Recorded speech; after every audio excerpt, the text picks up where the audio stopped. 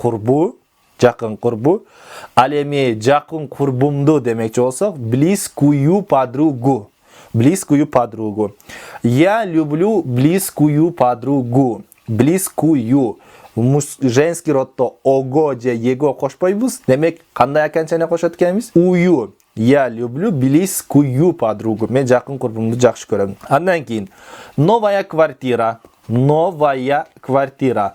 Жаңы квартира. Ал эми жаңы квартираны демекчи болсок, новую квартиру. Новую квартиру. Новую квартиру десек жаңы квартираны болот. Мисал үчүн, мен жаңы квартираны сатып алдым демекчи болсок, я купил новую квартиру деп айтабыз. Я купил новую квартиру. Мен жаңы квартираны сатып алдым. Андан кийин русская школа.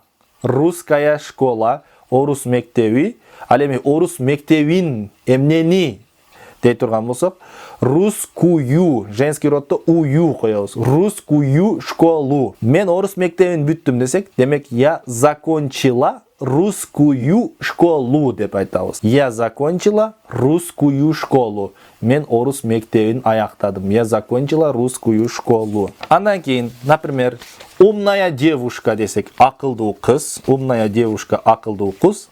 Ал эми акылдуу кызды демекчи болсок, умную девушку деп айтабыз. Умную девушку, акылдуу кызды. Мисал үчүн, мен акылдуу кызды жакшы көрөм десек, я люблю умную девушку. Мен акылдуу кызды жакшы көрөм. Старая женщина, картаң аял. Ал эми картаң аялды демекчи болсок, старую женщину. Мы поддержали старую женщину. Биз картаң аялды колдоп койдук. Старую женщину. Ую женский родто, демек ую деген аканчаны кошобуз. Например, моя мама десек, менин апам. Моя мама, менин апам, менин ненем.